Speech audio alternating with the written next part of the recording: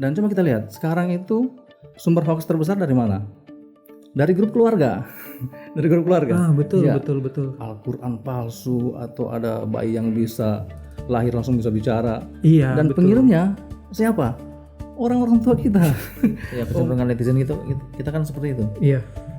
Mau duluan, siapa yang mau lebih dulu untuk sharing berita tanpa difilter terlebih dahulu. Sharing berita yang positif-positifnya saja, menghindari perdebatan, itu akan berdampak kembali ke diri kita. Dan kita bersosial media bukan untuk kepentingan diri sendiri, tapi juga lebih kebermanfaatan ke orang banyak.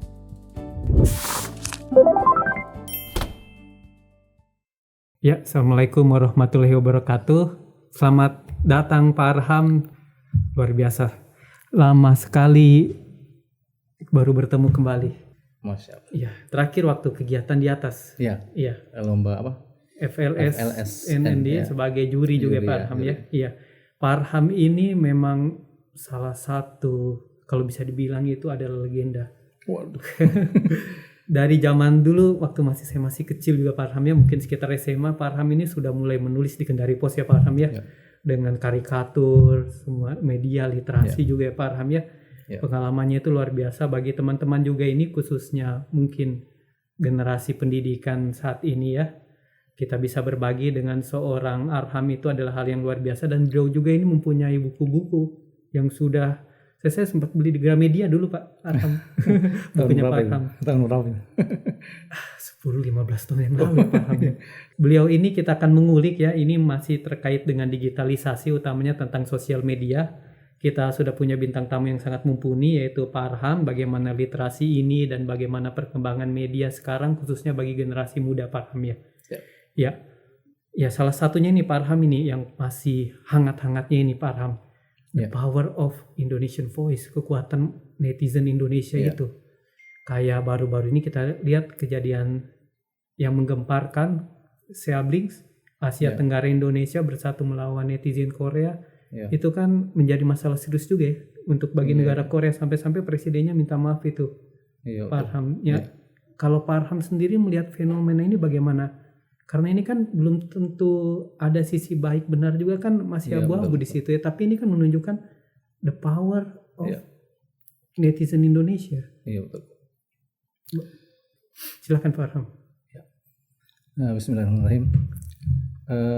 Kalau kita bicara soal sosial media, ini sebuah keniscayaan yang sudah tidak bisa kita tolak, karena memang arahnya sudah ke sini. Ke depan itu orang sosial media semakin masif ya. Tapi kita kembalikan dulu ke skala lokal bahwa sosial media kita itu sebenarnya punya banyak masalah yang paling mendasar. Kalau bagi saya, yang menurut pengamatan saya, ini mungkin subjektif ya. Pengamatan saya yang pertama itu kalau kita bicara sosial media itu berkaitan dengan sejarah literasi kita. Sejarah literasi kita. Saya menilai literasi kita itu kan sejarahnya adalah literasi lisan. Dulu orang-orang tua menyampaikan hal-hal nasihat secara frontal, face to face. Betul. Nah, makanya sekarang ketika sosial media itu dipegang oleh orang-orang tua, itu seolah-olah mereka belum bisa move on dari sejarah literasi lisan itu.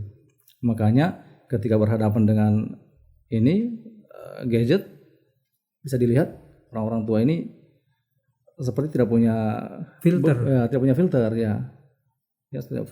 seolah menasihati anak-anak di depan umum gitu ya. Padahal ini kan sosial media dilihat jutaan orang ya. Dan coba kita lihat, sekarang itu sumber hoax terbesar dari mana? Dari grup keluarga. Dari grup keluarga. Betul. Al-Quran palsu atau ada bayi yang bisa lahir langsung bisa bicara. Dan pengirimnya siapa? Orang-orang tua kita. Om kita, tante kita, dan kita berada di posisi sulit ya untuk hal semacam ini. Makanya menurut saya ini yang paling pertama ya, sejarah literasi lisan. Literasi lisan ini perlu kita edukasi. Edukasi bukan berarti edukasi ini kadang-kadang kita melihat arahnya edukasi ini hanya kelas pendidikan atau usia dini dan remaja. Tidak ada edukasi untuk orang-orang tua bagaimana bersosial media yang baik. Ya, betul. Ya, betul. betul. Itu sangat jadi masalah ini. Dan kita lihat yang sering berkasus itu biasanya orang-orang tua yang memang minim edukasi ya. Pentingnya edukasi internet sehat ini, bagaimana caranya supaya kita tidak hanya menyasar generasi muda saja, tapi terlebih dahulu orang-orang tua dulu. Bagaimana supaya mereka bisa teredukasi di sosial media dengan baik. Kemudian yang kedua ini saya lihat belum adanya peran pemerintah ya Oke. dalam memfiltrasi ujaran kebencian gitu ya. Iya. Walau alamnya saya nggak tahu kalau ada, memang ada, tapi kalau setahu saya belum ada selain undang-undang ITE. Dan undang-undang ITE ini kan kadang juga masih ambigu juga ya. Iya, benar. Kadang ada orang yang kita sangka kena, enggak kena. Iya. Orang yang kita sangka enggak kena mas. Nah makanya di sini perlu peran pemerintah dalam sosial media ini, sebagaimana peran KPI dalam industri pertelevisian, radio gitu ya. Kalau di televisi ada hal-hal yang tidak enak dilihat, kayak laki-laki gemula ini kan kena semprit ya, Iya. masuk KPI. Iya, Tapi kalau di sosial media nggak ada. Sosial media tidak ada. Di YouTube ini makanya orang bebas mencaci maki di YouTube, karena saya rasa sumber masalahnya itu tidak ada peran pemerintah di situ yang bisa membentuk suatu badan atau lembaga apa gitu ya. Ya itu mungkin dua hal penting ini yang Padahal perlu sama-sama ya, maksudnya kan KPI juga kan penyiaran pertelevisian, maksudnya kan media komunikasi. Harusnya sosial media juga mengalami hal yang sama juga ya. Iya betul sekali. Kalau kira-kira menurut Pak Arham, apa yang bisa dilakukan pemerintah realnya untuk memulai langkah itu? Mungkin membentuk suatu badan atau lembaga apa gitu ya, yang bisa setidaknya meminimalisir hal-hal buruk di sosial media lah gitu ya. Sebenarnya bisa saja ya kalau pemerintah mau membuat hal seperti itu. Iya sebetulnya, apalagi sekarang ada teknologi AI, mungkin cara melacaknya masih bisa lebih cepat, hanya mungkin kerjanya lebih masif ya. Harusnya ya. Lebih ekstra keras dari hanya penyiaran saja, karena setiap orang bisa memberi komentar loh, Pak Arham ya. Dan itu bisa viral setiap orang itu. Betul. Karena sekarang kalau kita lihat-lihat di sosial media itu orang biasa ya, orang biasa bisa jadi hotspot. Orang awam yang tiba-tiba berbicara tanpa ilmu. Iya.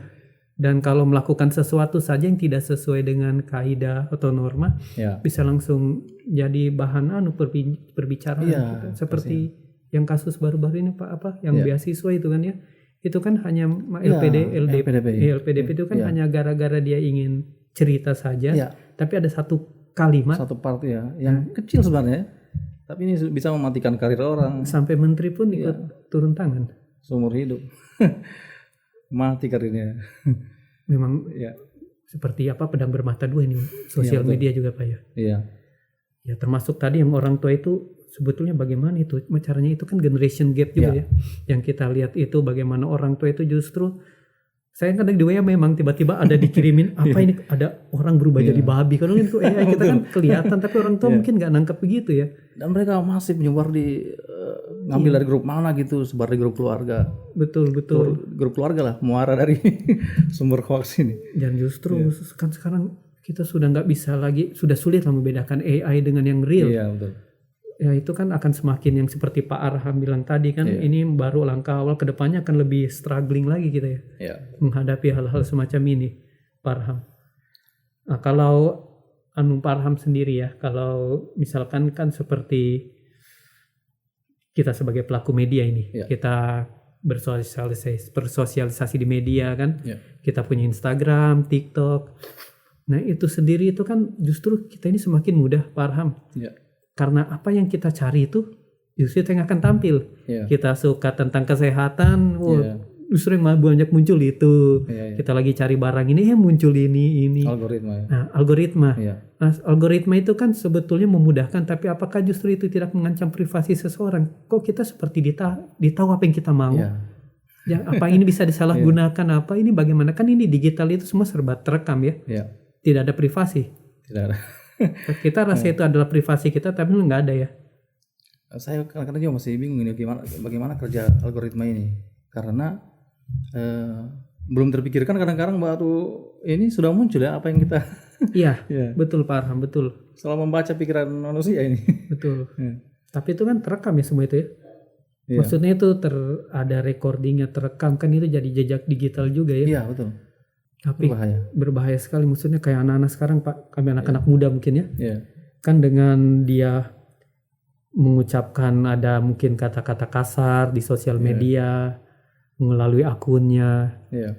kan kayak gampang sekali, tapi justru itu kan sebetulnya itu rekor untuk dia terekam, kan itu jejak digital ya. Iya, gitu. Jadi bagaimana sebetulnya kalau kita seperti dibilang tadi Pak Arham, kita hanya berinteraksi saja dengan orang kayak orang tua zaman dulu kan selesai. Privasi itu. Iya. Kalau ada kita salah kata, oke, enggak apa-apa karena kejadian saja. Tapi kan sekarang di sosial media itu kita nggak bisa sembarang mengetik mungkin Pak Arham ya. Iya, iya. Itu masih bisa terlacak gimana itu ya. Ini perlunya edukasi yang lebih gencar lagi soal ini ya. Yang saya katakan tadi soal bagaimana mengedukasi orang-orang tua. Kadang-kadang orang tua ini kan egonya masih tinggi ya. Iya. Tidak mau mendengar dari orang yang lebih muda gitu ya. Dan ini sinilah peran pemerintah. Mungkin dari skala pemerintah daerah dulu bisa, misalnya diajak di sekelas kelurahan atau apa gitu ya, di musrembang, diundanglah orang-orang tua ini bagaimana bersosial media yang baik, tentang internet sehat atau apa gitu ya. Mungkin melalui lembaga yang tadi dibilang ya. Melalui hal seperti itu, saya pikir mereka bisa pelan-pelan masuk lah. Dibandingkan kita yang nasihati kan. Iya, betul. Kadang kalau ya beda mungkin apa ya, kalau pemerintah lebih, kan ini orang tua yang disasar ya. Iya. Pasti dengan generasi yang lama kan memang butuh hierarki semacam itu mungkin ya Pak. Iya, betul. Memang agak sulit sih mereka menerima teknologi ini, langsung menerima mentahnya saja, diserah dihidangkan langsung ya. Tiba-tiba bisa WA, bisa nonton Instagram, TikTok, belajar cara sharing, langsung share ke sini ke situ. Semacam padahal yang di-sharing kan informasi, kadang kita tidak tahu hoax dengan tidaknya itu ya Pak ya. Kalau saya sendiri sebagai penulis, saya sebenarnya lebih banyak di Facebook ketimbang sosial media lain. Iya. Walaupun orang-orang bilang Facebook ini sebenarnya boomer ya. Iya. Pangsa pasarnya boomer ya. Kalau orang tua, orang jadul ya. Susah untuk memberi nasihat ke anak muda kalau kita di Facebook. Karena mereka mainnya bukan di situ, di paling Instagram atau platform TikTok, yang lebih baru lagi ya. Platform yang lebih anak muda lah. Tapi menurut saya kalau kita berkecimpung di dunia kepenulisan, itu saya lebih cocok di Facebook. Sampai sekarang masih belum bisa lebih aktif di sosial media lain ketimbang di Facebook. Masih lebih nyaman di Facebook lah. Memenuhi apa yang Pak Arham. Betul. Kenapa bisa Pak Arham? Di Facebook ini, kalau seperti di Instagram ini kan memang saya lihat basicnya itu kan foto. Adapun caption itu hanya pelengkap. Bukan berbasis tulisan ya. Di aplikasi yang bukan berbasis tulisan tapi foto. Orang pamer foto di situ. Kemudian kalau kayak Thread atau Twitter X itu juga terbatas. Karakternya terbatas. Kemudian TikTok sama juga, video-video singkat gitu ya. YouTube juga, YouTube ya jelas video.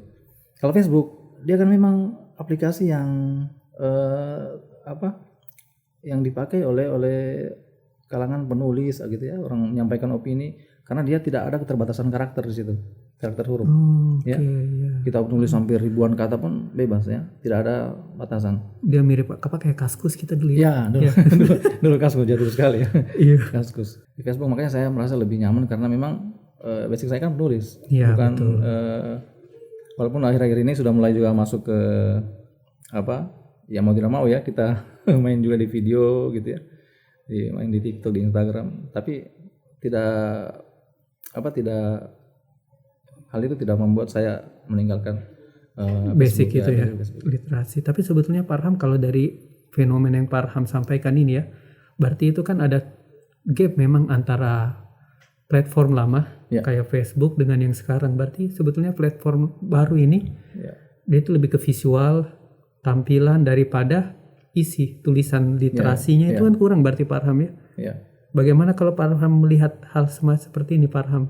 Apakah sebetulnya kita ini setiap hari kita melihat handphone, lebih banyak kita membaca lewat handphone daripada kita zaman dulu membaca lewat buku. Iya. Tapi ternyata kita sebetulnya lebih minim literasinya.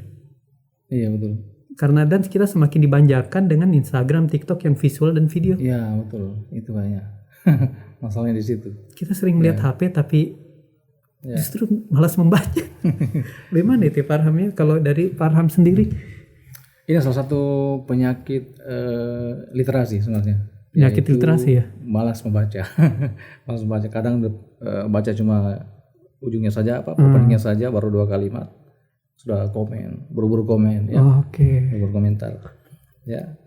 Kalau di Jepang itu ada yang istilahnya sundoku. Sundoku. Ya, kalau bahasa ilmiahnya itu bibliomania. Orang-orang yang malas membaca. Ya, orang-orang yang mungkin FOMO saja, kumpul buku, kemudian dipajang di lemari-lemarinya, puas melihat buku-buku tersebut. Pulang ke rumah lihat buku, koleksi buku banyak sekali. Padahal mungkin hanya 10% yang sudah dibaca, bahkan ada yang belum dibuka plastiknya. Ini orang-orang yang malas baca sebenarnya. Mereka bukan pembaca tapi kolektor. Kolektor ya. Kolektornya orang-orang yang hanya ingin terlihat cerdas secara literasi. Yaitu dia orang-orang inilah yang kemudian masuk ke dunia digital, yaitu tadi yang tidak membaca komen secara postingan secara keseluruhan, asal komen saja. Ini yang bisa banyak begitu ya Pak? Banyak. Bahkan saya mungkin kena juga ini sindrom bibliomania atau sundoku itu, malas baca. Karena kalau saya lihat di rumah buku-buku saya juga itu, kadang ini kecenderungan minat baca kita sudah agak turun memang. Turun ya? Ya sejak adanya sosial media ya. Karena kita dimanja dengan itu tadi ya.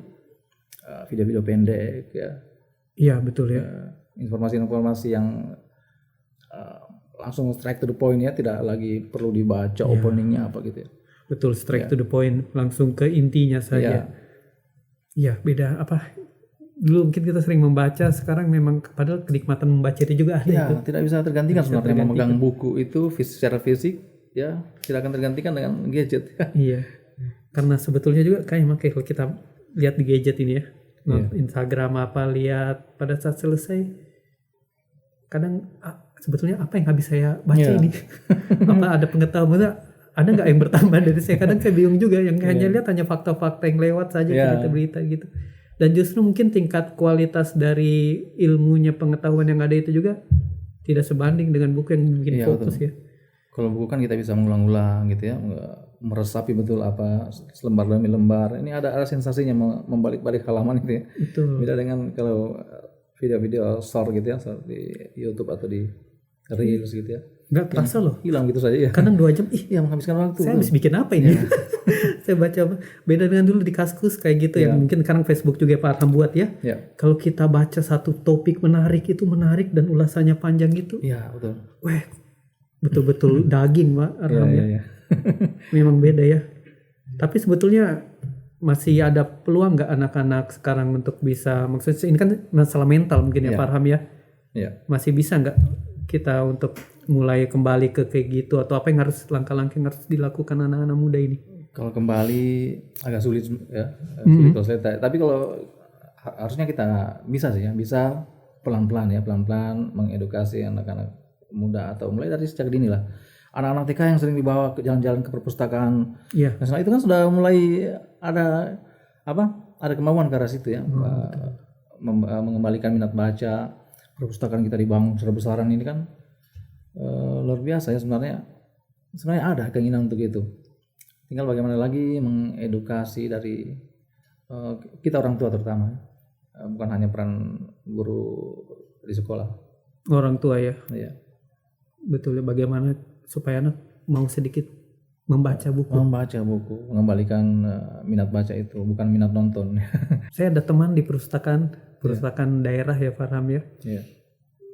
Dia kepala gitu ya, kepala seksi. Pernah WA, dia tanya, ini baru ya, pindah situ, nah bagaimana masyarakat ya? Masih ada nggak masyarakat yang mau baca ke sini? Apa yang harus saya buat ya? Maksudnya sampai ada pertanyaan begitu loh, Farham. Artinya memang budaya kita ini sudah beda sekali ya. Perpustakaan aja ini sampai bingung. Dulu kan kita masih muda, mahasiswa perpustakaan penuh Farham. Kita suka sekali di situ kan. Sekarang itu gadget kan sudah semua menampilkan apa aja, apalagi ada AI apa ya. Kalau saya lihat sih sebenarnya mereka kurang update saja sih buku-bukunya. Oke, Ya, pertama kalau itu ya ya, mungkin ya. Oke. anak-anak lihat buku-buku yang jadul itu malas mereka bawaannya. Iya betul. Iya. Coba kasih yang kekinian, yang tentang apa gitu anak kecil di apa update lah, SpongeBob atau apa gitu yang sekarang diperbanyak yang kayak begitu. Koleksinya mereka harus lebih update lagi dan mengikuti zaman gitu. Ya, kalau saya ke sana saya lihat, mohon maaf ya ini pihak perpustakaannya ini kritik mudah-mudahan membangun ya. Iya. Kalau saya ke sana lihat itu baru kita satu rak itu mungkin syukur kalau ada 10% ya buku-buku baru. Selebihnya ini buku-buku jadul yang entah terbitan tahun berapa tahun silam. Iya, itu kayaknya Bu juga ya. Ya, Terelia cuma berapa biji. Sementara yang anak-anak itu kan bukan sekedar bacanya sebenarnya, FOMO-nya ya. Mereka kalau pegang buku apalagi Terelia yang ini kesannya waduh ini kekinian. Oh ya begitu juga ya Pak Raham ya. FOMO-nya juga ya. Sementara kalau ke sana ke perpustakaan buku-buku apa bercocok tanam apa. Iya. Tapi sudah bagus sih anak-anak mulai dari TK itu sering dibawa ke sana saya lihat. Anakku juga pernah ke situ. Iya. Sudah mulai maksudnya mengenalkan kembali dunia dan literasi. Ya. Tapi sebenarnya nyaman juga sih perpustakaan itu kalau orang mau mencari tenang, mau kerja tenang, membaca tenang dan secara mental juga mungkin kayak kita meditasi juga sih, maksudnya mengembalikan suasananya itu betul-betul. Mubazir lah kalau dibuat sebesar itu tapi hanya mengharapkan pembaca datang membaca duduk pulang. Harusnya kan lebih dibuat hidup lagi. Aulanya kan ada di bawah. Bikin acara-acara apa gitu yang ya berkaitan dengan literasi gitu ya. Jangan larinya ke kantor bahasa terus. Ini kan orang-orang sekarang bikin acara lari ke kantor bahasa atau cari yang outdoor di taman kota.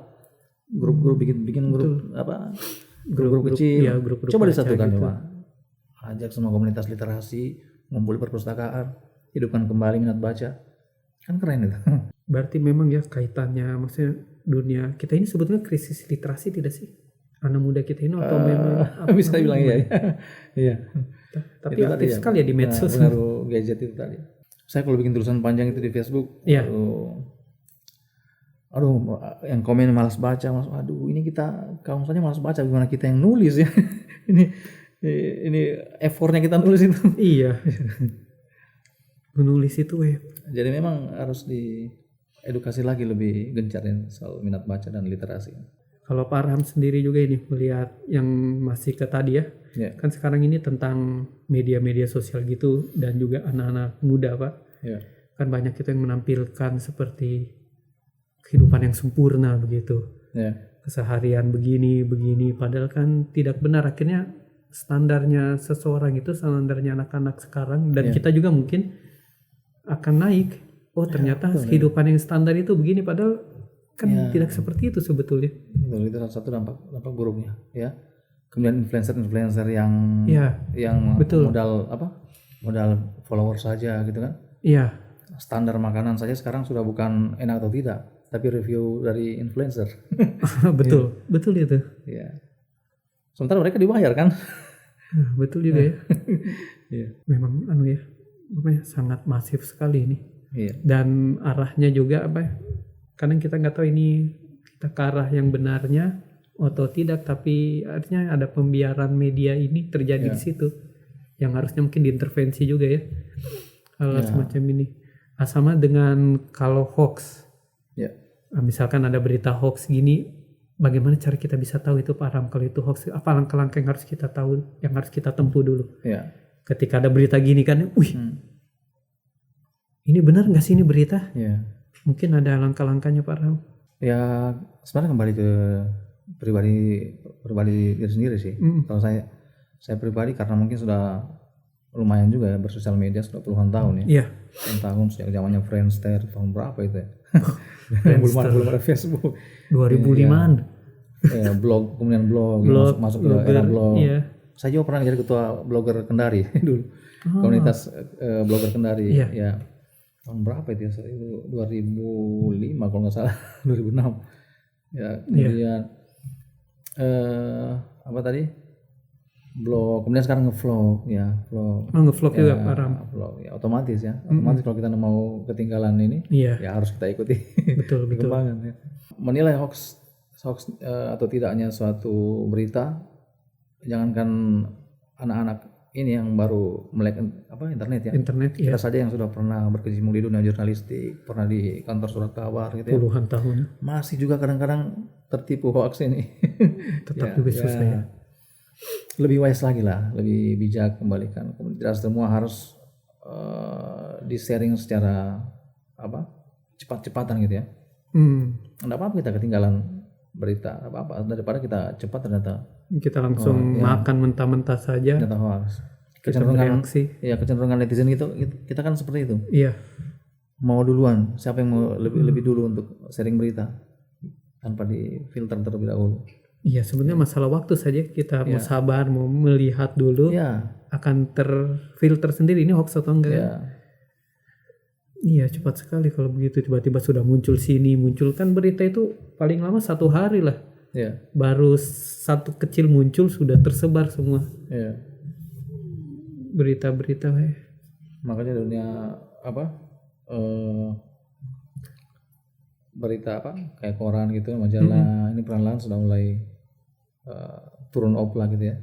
Karena itu dia berita, karena terlalu cepatnya berita berganti dia. Betul. Ya.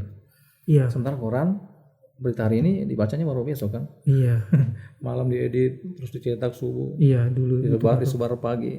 Ya, sementara kita ini kadang-kadang tidak dikasih istirahat oleh berita yang cepat sekali perputarannya. Ya, belum selesai satu muncul lagi berita lainnya. Masif. Ya, masif sekali. Ya, struggling juga ya sekarang dunia media cetak begitu ya Pak Ilham ya. Tapi masih ada perannya, maksudnya masih ada tempat untuk media cetak kalau kita lihat. Media cetak masih ada. Kalau saya lihat di surat kabar di kota kita ini juga kan masih ada MU dengan pemerintah gitu ya. Iya. Ya, berarti memang mereka masih butuh lah. Masih butuh, ada juga simbiosis mutualisme dengan Iya. kalau kayak berita-berita mainstream online itu kan jarang yang memuat berita-berita pembangunan gitu ya. Oh betul. Kemudian berita-berita kunjungan kerja gitu ya. Iya betul. Nah, itulah tugas dari surat kabar mengambil Expose-nya pemerintah juga ya. Seperti itu. Itu swasta. Kan media cetak juga kan menambah ke media online juga ya. Iya. Jadi sekarang sudah aktif juga di Tidak mau sih ya, online harusnya. harus ini. Jadi bumper lah media online-nya itu. Iya betul. Dia garis depannya sekarang gitu. Karena memang tidak bisa dihindari, offline itu sudah jahat tumor ozon. Di lampu merah saja sekarang sudah tidak kita ketemui eceran koran eceran kan. Toko. Saya cari kadang-kadang di mana ini penjual koran eceran sudah tidak ada. Betul ya. Udah nggak ada sekarang. Nggak ada, ya. Berapa tahun lalu masih ada? Zaman saya dulu itu masih 10.000 eksemplar per hari. Oh, sampai segitu. Sampai segitu, 10.000 eksemplar. Di tiap sudut jalan ada. Sekarang kan sudah hilang. Dan mereka hanya bergantung dari mohon maaf ya, ini bukan menjatuhkan media cetak, tapi kerjasama dengan pemerintah, Iya. ya, kemudian iklan baris, ya itu jangan menghidupkan itu iklan baris, lowongan kerja itu. Iya, betul. Dan masih sangat efektif itu iklan baris itu. Oh gitu ya? Ya, kita buat laporan polisi kehilangan juga harus ada bukti dari cetak koran. Oh, memang ya, Masih ada lah. Iya. Masih ada perannya lah itu. Kalau dulu informasi sekarang kan masif sekali dan memang real time. Ya. Orang bereaksi cepat sekarang. Nah, itu dia real time itu yang kelebihan dari sosial media. Nah, itu betul. Kalau ini Pak Arham ini kan ada yang namanya itu kalau kita di media sosial itu berkait dengan algoritma tadi kan. Ya. Terus itu kan ada misalkan kita menyukai sesuatu hal, kita suka orang ini dengan opininya kan. Ya. Dia bertentangan dengan orang lain. Ya. Tapi kan ada namanya kita hanya melihat saja yang sisi ini, kita mencari pembenaran saja. Namanya kayak echo chamber begitu gitu. Jadi kita hanya melihat pendapatnya saja, tapi kita tidak mau melihat pendapat lain. Nah, kalau fanatisme gitu bagaimana menurut Pak Arham itu? Fanatisme itu pasti ada lah di semua orang mungkin ada ya. Cuma cara menekan egonya itu yang menekan egonya. Menekan egonya, ada yang memang kelihatan terang-terangan ya. ada yang sembunyi-sembunyi hanya modal berani nitip like saja gitu ya di opini-opini yang sependapat. Iya. Tidak berani bersuara secara komentar ya. Kayaknya salah satunya saya tuh. Main aman. Ya, main aman cuma modal like saja. Komen yang sependapat.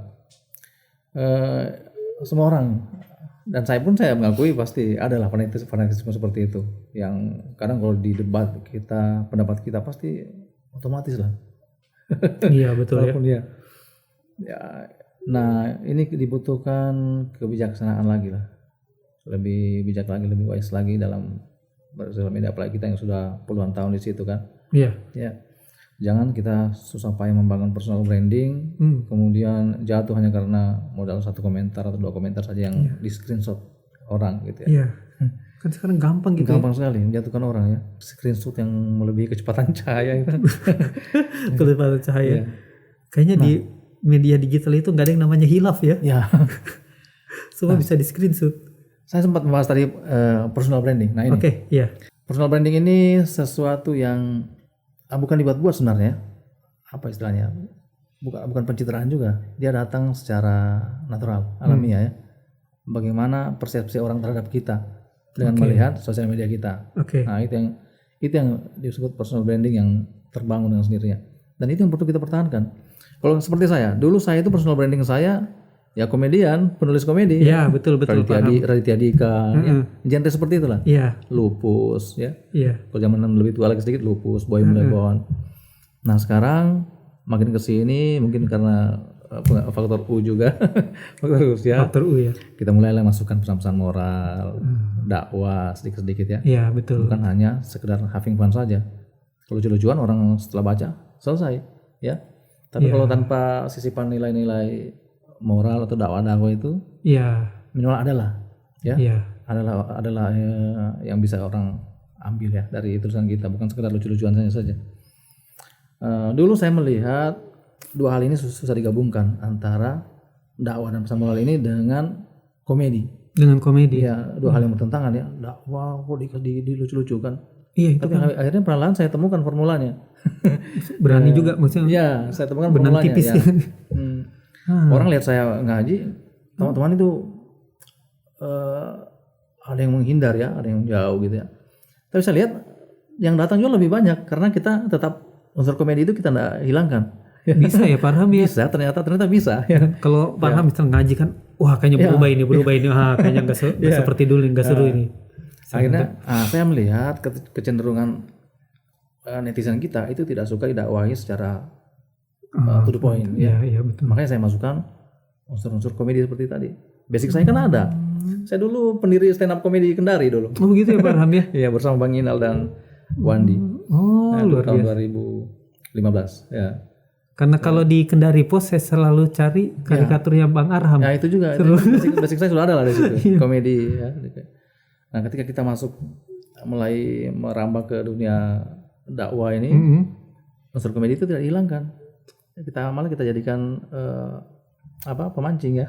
Iya. Ya, pemancing bahwa perlahan-lahan orang masuk di dakwah kita tanpa sadar ya. Betul.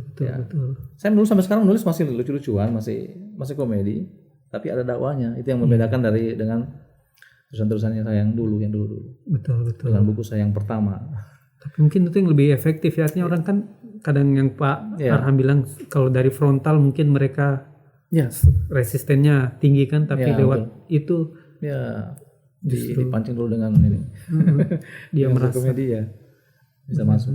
Insyaallah. Berarti personal branding itu sebetulnya bisa kita bentuk sendiri dan bisa berevolusi itu. Maksudnya dia berubah. Terbentuk dengan sendirinya, tapi bisa kita kembangkan, bisa kita fleksibel lah personal branding ini ya, bisa kita pertahankan gitu ya.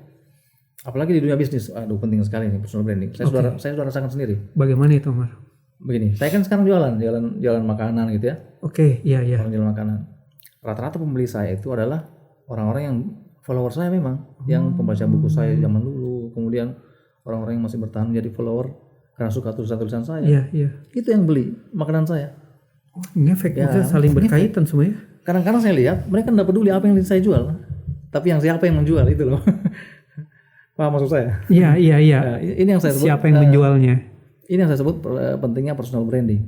Ya, personal branding ini pentingnya kita bangun, kita pertahankan. Bukan pencitraan, bukan ya. Ini hadir dengan sendirinya ya. Iya, betul. Tergantung kita bagaimana kita mempertahankan personal branding ini sebagai penulis komedi yang positif lah ya. Yang begitu, yang kadang-kadang juga terpancing lah ya, debat-debat sedikit. Tapi tetap kita berada dalam koridor. Oke, itu yang susah mungkin ya. Dakwah itu. Maksudnya ketika debat-debat apa tapi masih bisa controlling diri itu. Ya, itu yang susah itu. Tapi sekarang malah masih. Karena kan lewat digital juga ya. Iya. Hati-hati juga itu ya. Iya. Memang personal branding seperti mungkin kayak yang viral baru-baru ini lukisannya Pak SBY itu ya. Iya. Misal SBY kan dia sudah punya personal branding yang kuat kan. Ya. Jadi orang mau 6 M ya. Iya. Namanya orang udah pusing keluar uang segitu karena memang dilihat SBY-nya bukan lukisannya. Benar. Benar, sampai ada ahli seni bilang ya. Apa mungkin kalau kita yang puluhan tahun belajar seni buat lukisan akan dihargai seperti itu? Ya. Ternyata tapi memang ini namanya personal brandingnya orang itu ya Pak ya. Penting dipunya semua orang yang berkecimpung di sosial media. Personal branding itu. Siapa saja. Siapa saja. Termasuk anak-anak muda sekarang. Anak muda dibentuk dari sekarang personal branding itu. Komen-komen positif. Oke, gitu itu ya. penting. Coba lihat orang saya lihat sendiri buktinya teman-teman yang ada yang anjlok jualannya gitu ya, karena dia ketahuan sering berdebat, sering kasar di sosial media. Bisa gitu ya? Malas orang beli ya. Begitu ya? Iya begitu, seperti itu kayak gitu. Pengaruh ya? Iya, yang saya lihat di circle saya seperti itu. Iya. Oke. Itu betapa kuatnya personal branding. Berarti orang harus hati-hati ya, Pak. Maksudnya dari sekarang kan, kalau kita mungkin saya sekarang umur 20 misalkan ya, siapa masih muda.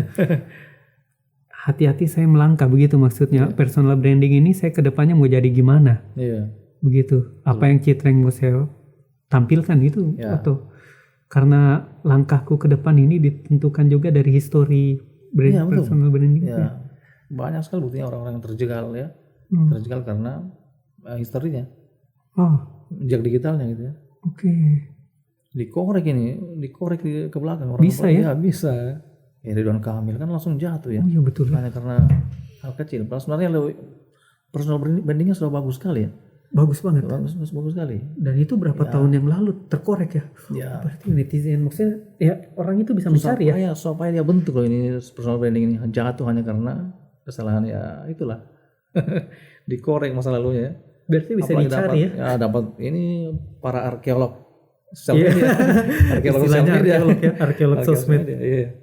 Ngeri juga, maksudnya ini hal-hal yang sebelumnya tidak kita pikirkan, kita kira HP itu aja enak komen, senang, berdebat, tapi ternyata ini adalah menjadi fosil karena ada arkeolog. Jadi cerita kita yang lalu sampai sekarang itu terekam digitalnya.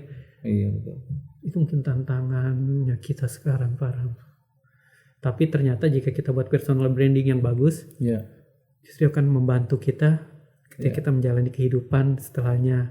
Kita mau mengarah kemana kayak Parham ternyata punya bisnis dan ternyata dari personal brandingnya sendiri itulah rezeki itu datang juga ya teman-teman yang jadi follower apa karena Parhamnya ini dilihat ada ini oh ini pasti orangnya baik ini pasti enak ya karena lucu ini dulu. Belum tentu ya. Dan itu personal branding ini saya pakai juga untuk memanfaatkan followers lah. Manfaatkan followers. Bagaimana itu? Dan saya kan menerima endorse juga ya. Itu followers saya yang jadi sasaran utama. Oh gitu ya. Yang jadi pangsa pasar barang-barang yang saya endorse gitu. Oh begitu ya. Saya menekuni copywriting. Oke, bisa dijelaskan sedikit Pak? Copywriting itu menulis untuk bisnis ya, soft selling lah, soft selling. Kita mulai dari opening cerita dulu, mau baka-baka setelah gitu, ujung-ujungnya jualan. Ya, ini namanya yang disebut copywriting. Oh itu namanya copywriting. Soft selling. Ya, umpamanya ya, kita dijual tanah, kapling. Iya. Orang baru baca begitu biasanya udah malas ya, langsung di skip. Iya. Coba kita bahasakan dulu. Pernah enggak kalian jalan-jalan ke ini, lihat tanah ini, kemudian sini ada loh, bahasakan seperti itu. Ujung-ujungnya ternyata jualan tanah. Oh, sekarang tekniknya begitu ya? Tekniknya begitu. Soft selling ya, bukan hard selling. Dan ini saya gunakan bukan cuma di jualan saja, open donasi juga seperti itu. Oke. Open donasi apa saja, masjid, buka masjid untuk orang-orang orang-orang yang butuh bantuan. Saya gunakan teknik copywriting. Ada salah satu masjid yang di belakang PLN itu terbengkalai ya, cuma pondasinya saja. Ya. Tidak ada yang lirik itu masjid. Saya coba datangi ininya PRT-nya di situ. Saya coba bantu Pak ya. Terus saya masukkan di Facebook saya foto lah. Kemudian saya pakai teknik copywriting itu. Saya tulis, pembukanya namanya Pak Aris kalau nggak salah ya. Beliau adalah Pak RT setempat, dengan tangannya sendiri mencangkul untuk membuat pondasi tanpa bantuan. Saya bahasakan lah, menggugah gitu ya. Ujung-ujungnya kasih nomor rekening. Masya Allah, hampir 200 juta. Sekarang sudah berdiri itu masjid. Bisa, iya. Hanya kalau orang lihat awalnya tidak akan sangka gitu akan terbangun masjid. Kekuatan personal branding. Begitu juga waktu Palestina ya, saya direkrut oleh ACT. Iya. Saya direkrut ACT untuk membuat tulisan copywriting. ACT apa ACT itu? ACT itu volunteer ya, komunitas volunteer yang lembaga volunteering begitu ya, internasional ya. Ya. Oke. Saya buatlah tulisan tentang Palestina. Kebetulan kan saya pernah ke Palestina 2 kali ya. Saya gambarkan situasi di sana ya, kemudian saya bahasakan desing peluru anak-anak robek terkena gitu ya. Bahasakan secara menggugah lah. Alhamdulillah itu juga sekitar 200 juta juga ada itu waktu itu. Dan saya dapat penghargaan sebagai di Sulawesi perolehan fundraising terbanyak waktu itu. Dan hasilnya sekarang sudah dibangun sumur di Gaza. Oh begitu Pak. Dari modal itu. Wasilah copywriting itu ya. Ya. Jadi kita sudah punya sumur di Gaza dari follower saya. Ya. Saya dikasih pilihan waktu itu mau bikin sumur atau beli ambulans. Saya bilang sumur saja ya. Sumur kan amal jariahnya mengalir terus. Betul. Alhamdulillah ada dibangun sumur di Gaza, dipasang nama, dibangun atas kerjasama ACT dan Jamaah Arhamiyah ditulis. Oh, begitu. Itu dibuat plakatnya ditempel di. Iya. Masya Allah saya lihat, saya posting perlihatkan inilah hasil kerja kalian, Masya Allah ya. Saya cuma wasilah gitu. Kekuatan kata-kata saja. Itu ya. Kata-kata. Jadi jangan kita remehkan juga. Hanya tulisan-tulisan receh gitu ya. Kalau kita garap dengan serius, dengan teknik ini, insya Allah. Iya, menyajikan fakta dengan narasi yang bagus ya.